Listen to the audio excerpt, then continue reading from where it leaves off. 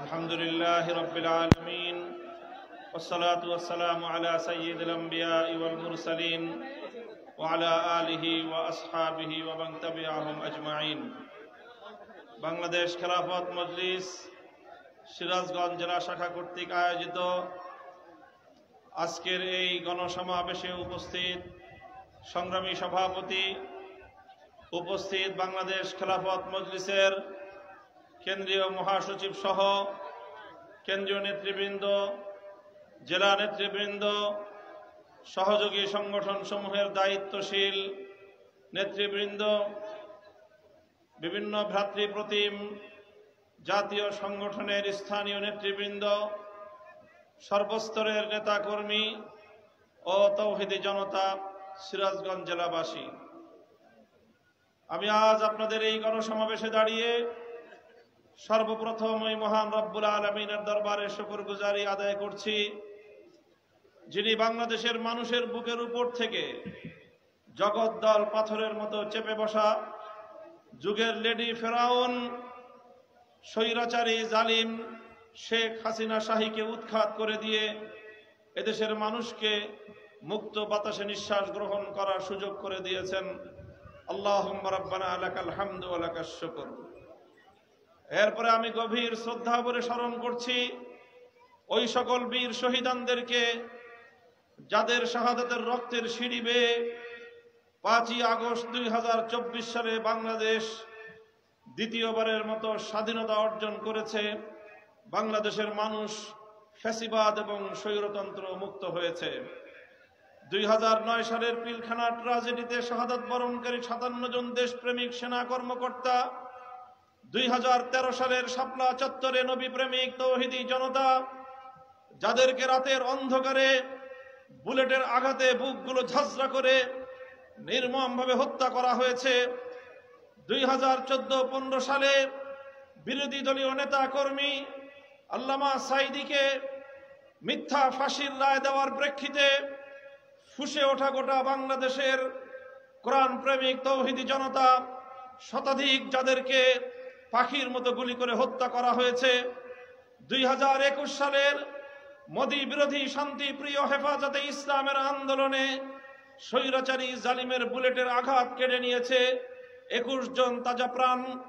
2024 সালের জুলাই এবং আগস্ট সর্বশেষ বাংলাদেশের ছাত্র জনতার বৈষম্য বিরোধী আন্দোলনে টার্গেট কিলিং এর শিকার হয়ে আওয়ামী দুঃশাসন হায়নাদের, আওয়ামী পেটুয়া বাহিনী, ছাত্রলীগ, যুবলীগের সন্ত্রাসীদের বুলেটের আঘাতে শাহাদাত বরণকারী বাংলাদেশের 2 সহস্রাধিক ছাত্র ও বাংলাদেশের সর্বস্তরের মানুষ, যাদের শাহাদাতের রক্তের বিনিময়ে আজ আমরা বাংলাদেশে ফ্যাসিবাদ মুক্ত অবস্থায় এদেশে আমরা আমাদের অধিকার প্রতিষ্ঠার স্বপ্ন দেখছি।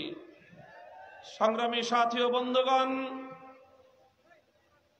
আমরা যে রক্তের বিনিময়ে, যেই শাহাদাতের বিনিময়ে বাংলাদেশ অর্জন করেছি, আজকে একটি ফ্যাসিবাদ মুক্ত বাংলাদেশ গড়ার প্রত্যয়ে আমরা সম্মিলিত হয়ে কাজ করছি। আমরা আর সেই পুরাতন ফ্যাসিবাদী স্বৈরতন্ত্রী আমলে আর ফিরে যেতে চাই না। এজন্য আমি ইতিহাস স্মরণ করিয়ে দিতে চাই বাংলাদেশের মানুষকে। 1971-এর মহান মুক্তিযুদ্ধের পর বাংলাদেশ লাখো প্রাণের রক্তের বিনিময়ে স্বৈরাচারী, অত্যাচারী, জালিম পশ্চিম পাকিস্তানি শাসক গোষ্ঠীকে হটিয়ে এদেশের মানুষ তাদের ন্যায্য অধিকার প্রতিষ্ঠার স্বপ্ন দেখেছিল।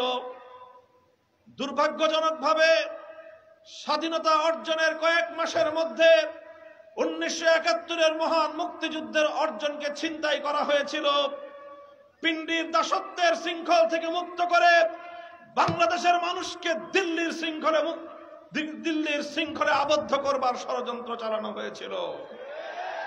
1972 সালে একটি সংবিধান তৈরি করা হয়, যেই সংবিধানের মূল নীতিগুলোর ইতিহাস পর্যালোচনা করলে দেখা যায় বাংলাদেশের স্বাধীনতা যুদ্ধে নেতৃত্ব দানকারী আওয়ামী লীগের নেতা শেখ মুজিবুর রহমান সাহেব যিনি মুক্তিযুদ্ধ চলাকালীন সময়ে পশ্চিম পাকিস্তানিদের হেফাজতে বন্দী ছিলেন, সেখান থেকে মুক্তি লাভ করে স্বাধীন বাংলার মাটিতে না এসে তিনি গেলেন লন্ডন। লন্ডন থেকে সোজা বাংলার মাটিতে তিনি পদার্পণ না করে বাংলাদেশে আসার আগে তিনি দিল্লিতে তার প্লেন ল্যান্ড করলো। তিনি ভারতের তৎকালীন প্রধানমন্ত্রী শ্রীমতী ইন্দিরা গান্ধীর শরণাপন্ন হলেন, সেখান থেকে প্রেসক্রিপশন গ্রহণ করলেন। আসার সময় মুজিব কোটের পকেটে ইন্দিরা গান্ধী চিরকুট লিখে দিল, যেই চিরকুটের মধ্যে ভারতীয় সংবিধানের মৌল 4 নীতির ভিত্তিতে বাংলাদেশের সংবিধান রচনা করবার নির্দেশনা ছিল।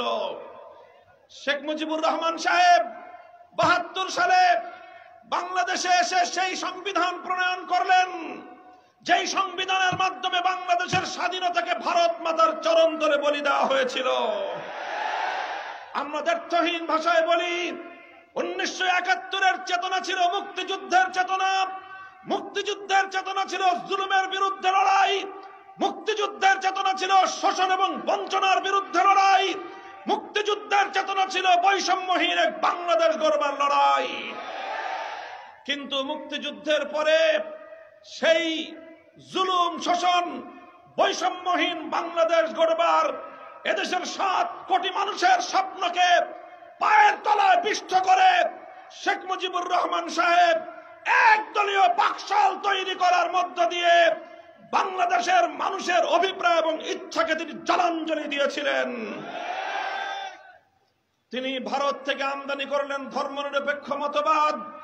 মুক্তিযুদ্ধের সময় এমনকি বাংলাদেশের স্বাধীনতা যুদ্ধ চলাকালীন 52 থেকে 54, 54 থেকে 66, 66 থেকে 69, 69 থেকে 70, 70 থেকে 71-এর মুক্তিযুদ্ধ কখনো বাংলাদেশের মানুষ ধর্মনিরপেক্ষতার কথা শুনেনি। মুক্তিযুদ্ধের পর হঠাৎ করে ভারত থেকে ইন্দিরা গান্ধীর নির্দেশে বাংলাদেশে ধর্মনিরপেক্ষ মতবাদ আমদানি করা হয়। আমরা দ্ব্যর্থহীন ভাষায় দ্বিতীয় স্বাধীনতার পর 5ই আগস্টের বিপ্লব পরবর্তী বাংলাদেশে স্পষ্ট ঘোষণা করতে চাই, বাংলাদেশ আর কোনদিন ভারতের গোলামীর শৃঙ্খলে আবদ্ধ হবে না। এবারের লড়াই ছিল আমাদের ভারতীয় আধিপত্যবাদ উৎখাতের লড়াই। আগস্ট বিপ্লবের উদ্দেশ্য ছিল ভারতীয় আধিপত্যবাদের শৃঙ্খলকে বাংলাদেশ থেকে উৎখাত করা। কাজেই যারা এখনো বাংলাদেশকে সেই ভারতীয় পচামাল ধর্মনিরপেক্ষতার আলোকে পরিচালনা করবার দিবা স্বপ্ন দেখছেন, তাদের জন্য সবিনয়ে আমার আবেদন, আমার তাদের প্রতি অনুরোধ হলো এই, ধর্মনিরপেক্ষতার প্রতি এত প্রীত থাকলে সীমান্ত খোলা আছে, চলে যেতে পারেন। শাহজালালের বাংলাদেশে আর কোনদিন ধর্মনিরপেক্ষতাকে ফিরে আসতে দেওয়া হবে না।